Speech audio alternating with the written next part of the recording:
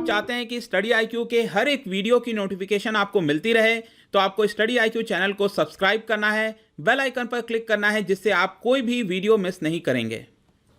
नमस्कार दोस्तों, आपने देखा होगा कि इस समय देश भर में काफ़ी ज़्यादा चर्चा चल रही है कि क्या सरकार पब्लिक सेक्टर बैंकों की संख्या 12 से घटाकर 5 करने वाली है, क्योंकि इसकी जो स्टोरी है कई सारे मीडिया आउटलेट्स में, कई सारे न्यूज़पेपर्स में लगातार आ रहे हैं और आप में से भी बहुत सारे लोग बैंकिंग की प्रिपरेशन कर रहे हैं। तो डेफिनेटली ये जो खबर है इसके बारे में आपको जानना चाहिए और ये एक्चुअल में खबर आई कहाँ से, क्योंकि अगर आप देखिए सरकार की तरफ से कोई भी ऑफिशियल बयान अभी तक नहीं आया है।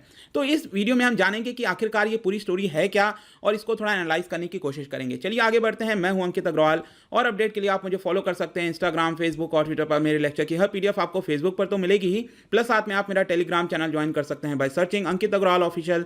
और अगर आप यूपीएससी की तैयारी कर रहे हैं तो आपके लिए सुनहरा मौका है। स्टडी आईक्यू है आपके लिए स्मार्ट कोर्सेज, जिसके थ्रू आप अपनी प्रिपरेशन और भी ज़्यादा अच्छे तरीके से कर सकते हैं। तो सबसे पहले याद रखिएगा दोस्तों, 2017 में कितने पब्लिक सेक्टर बैंक्स थे हमारे देश के अंदर? इनकी संख्या थी करीब 27 और आज देखिए पोस्ट कंसोलिडेशन के बाद इनकी संख्या हो गई है 12। तो ये हुआ कैसे, इसका थोड़ा सा हम बैकग्राउंड देख लेते हैं। आपको याद होगा 2017-18 में सरकार ने निर्णय लिया कि जितने भी सब्सिडरीज हैं स्टेट बैंक ऑफ इंडिया के, चाहे वो हैदराबाद हो, महिला बैंक हो, बीकानेर एंड जयपुर हो, इन सभी को यहाँ पर स्टेट बैंक ऑफ इंडिया के अंदर मर्ज कर दिया गया। फिर आगे चलकर आपने देखा होगा 2018-19 में सरकार ने निर्णय लिया कि जो विजया बैंक है और देना बैंक है, इन दोनों को सरकार बैंक ऑफ बड़ौदा में मर्ज कर देगी और ये ऑलरेडी हो चुका है। फिर फाइनली एक बहुत बड़ा सरकार के द्वारा निर्णय लिया जाता है सितंबर 2019 में, जहां पर सरकार ने कहा कि करीब 10 पब्लिक सेक्टर बैंकों को मर्ज करके सरकार इसको 4 में कन्वर्ट कर देगी। और ये जितने भी मर्ज हुए हैं आप इनके नाम यहां पर देख सकते हो। और फाइनली यहां पर Punjab national bank, Canara bank, union bank of India और इंडियन बैंक, ये 4 बैंक बच गए और टोटल पब्लिक सेक्टर बैंक्स अगर आप देखेंगे इनकी संख्या हो गई करीब 12। तो अब हम देखते हैं दोस्तों कि आखिरकार आज जो हम पढ़ रहे हैं दैट इज कि क्या सरकार 12 से इसको 5 करने वाली है। तो यहां पर आप देखिए कई सारे आपको आर्टिकल्स मिलेंगे इसके ऊपर। Government plans to reduce number of PSU banks to just 5, ये कहीं रिपोर्ट से आया है। वैसे ही आप इकोनॉमिक टाइम्स का आर्टिकल देख सकते हैं। बैंक प्राइवेटाइजेशन, ये भी कहीं सोर्सेज से बोला जा रहा है। एक और मैं आपको दिखाता हूं, बिजनेस स्टैंडर्ड के द्वारा कवर किया गया, government likely to reduce number of PSU banks to just 5, यहां पर भी रिपोर्ट से आया। लेकिन ये रिपोर्ट आई कहां से है? ये देखिए आप, रॉयटर्स आपने सुना होगा, एक काफी फेमस न्यूज एजेंसी है। इनके द्वारा बेसिकली क्या किया कि जो गवर्नमेंट के ऑफिशियल्स हैं, एडमिनिस्ट्रेटर्स हैं, उनके द्वारा यहां पर बातचीत की गई और वहां से ये खबर निकल के आई गवर्नमेंट ऑफिशियल्स के द्वारा कि सरकार ये प्लान कर रही है कि जो पब्लिक सेक्टर बैंक्स हैं उनकी संख्या 12 से 5 करने जा रही है।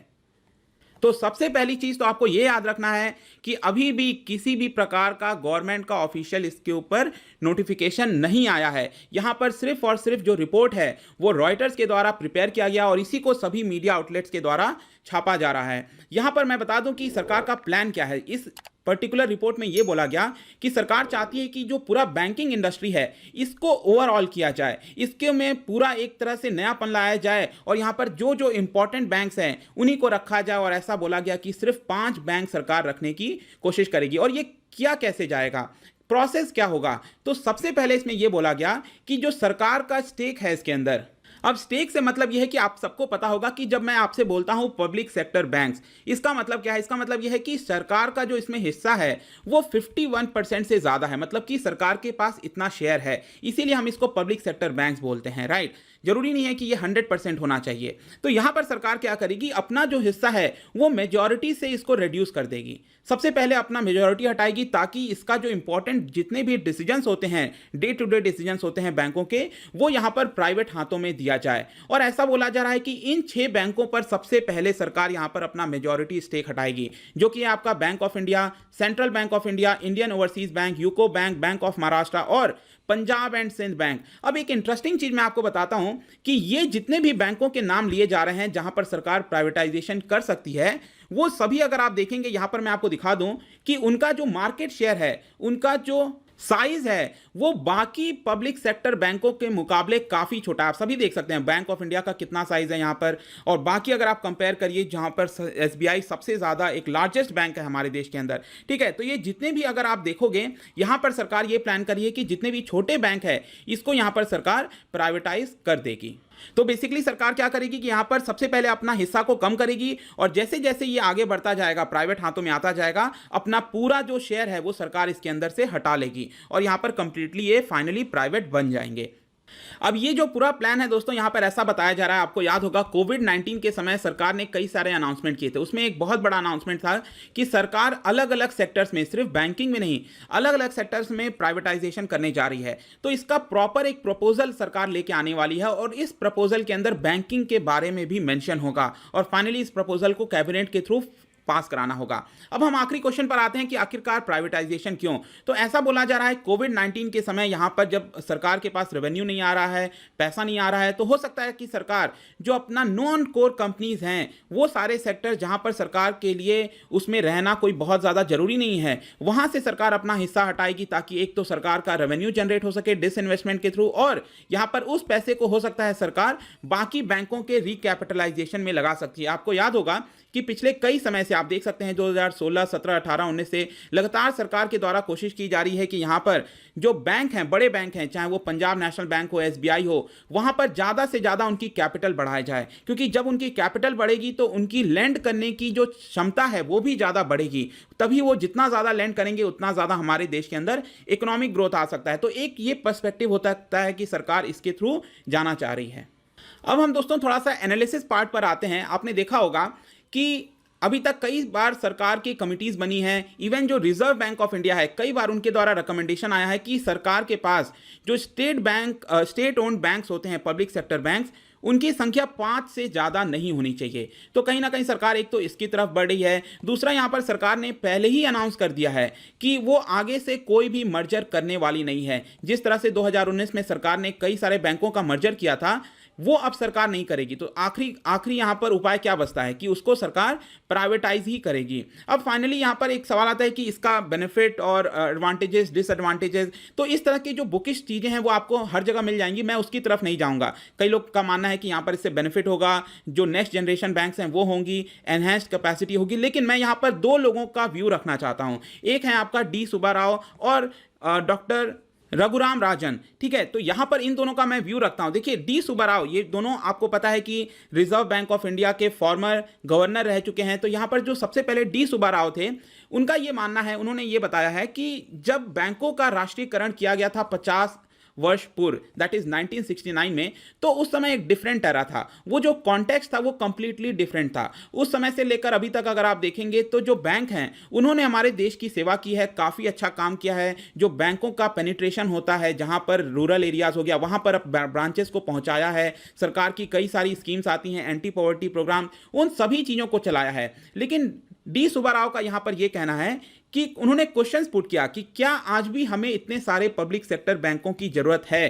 क्या जो हमारा फाइनेंशियल सेक्टर इतना डीप नहीं है कि वो खुद से चीज़ों को अब संभाल सके? उन्होंने बेसिकली क्वेश्चन पुट किया है कि क्या सरकार को अभी भी इन सारे चीज़ों में रहना चाहिए कि नहीं रहना चाहिए। तो एक पर्सपेक्टिव यहाँ पर वो देने की कोशिश करते हैं कि शायद आज हमें इसकी उतनी ज़्यादा आवश्यकता नहीं है, जो सरकार का रोल है उसको यहाँ पर कम करने की आवश्यकता है। तो एक तो ये व्यू हो गया। दूसरा मैं बताता हूँ कि रघुराम राजन ने अपने बुक में बेसिकली क्या बताया कि ये जो बैंक हैं उसको हमें पहले देखना होगा कि क्या पब्लिक सेक्टर बैंक को प्राइवेट करने से कुछ फायदा होगा कि नहीं, ठीक है। उनका यह मानना है कि ये जो प्रॉब्लम है, गवर्नेंस की प्रॉब्लम है, ये सिर्फ पब्लिक सेक्टर बैंकों में नहीं है, ये आपको प्राइवेट बैंकों में भी देखने को मिलेगी। और रिसेंटली हम एग्जांपल भी देख सकते हैं यस बैंक का। यस बैंक में हमने क्लियरली देखा कि जो गवर्नेंस के चलते पूरा बैंक आज के डेट में काफी निचले स्तर पर आ चुका है। तो इसलिए हमें जरूरी है कि यहां पर कई सारे प्रैग्मेटिक वेज देखा जाए।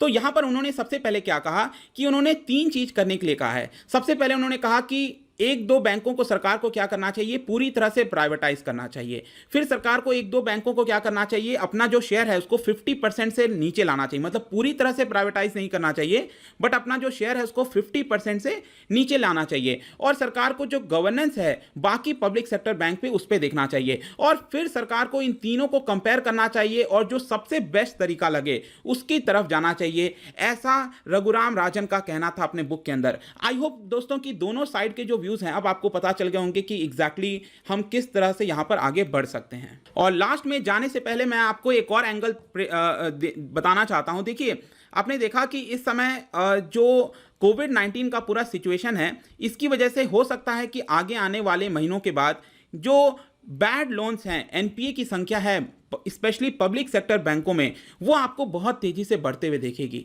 तो हो सकता है कि सरकार इसलिए भी प्राइवेटाइजेशन करना चाहती हो, लेकिन आपको एक और चीज याद रखना है कि अभी मार्केट की स्थिति उतनी अच्छी नहीं है। अगर सरकार डिसइन्वेस्टमेंट करती भी है तो सरकार को जो वैल्यू मिलेगी उन पब्लिक सेक्टर बैंकों के शेयर्स को बेच के वो उतना ज़्यादा नहीं होगा। तो सरकार को इसके ऊपर भी ध्यान देना चाहिए कि क्या सरकार को एक्चुअल में उसका बेनिफिट मिलेगा कि नहीं, क्योंकि अगर ज़्यादातर शेयर्स के अगर आप दाम देखेंगे तो वो काफ़ी कम इस समय हो चुके हैं पहले के मुकाबले, क्योंकि कोविड-19 के समय काफ़ी ज़्यादा दाम इनके गिरे हैं। तो ये हो सकता है कि इस साल ये शायद ना हो, क्योंकि इनके जो शेयर प्राइस हैं वो ऑलरेडी काफ़ी कम है। तो आई होप दोस्तों ये जो एनालिसिस था रिगार्डिंग जो अभी न्यूज़ सामने आ रही है कि सरकार यहाँ पर 12 पब्लिक सेक्टर बैंकों को रिड्यूस करके 5 करने वाली है, यहाँ पर आपको जानने को मिला होगा। अगर आप मुझसे इकोनॉमी पढ़ना चाहते हैं, मेरे कोर्सेज लॉन्च हो चुके हैं स्टडी IQ पर। इस पर्टिकुलर कोर्स में मैं 1000 MCQ के थ्रू आपको जो स्टैटिक पार्ट है वो यहाँ पर बताने की कोशिश कर रहा हूँ। किसी भी इंक्वायरी के लिए आप मुझसे डायरेक्टली इंस्टाग्राम पर जुड़ सकते हैं। यहाँ पर मैं डेली एक MCQ डालता हूँ, आप स्टोरीज में जाकर प्ले कर सकते हो।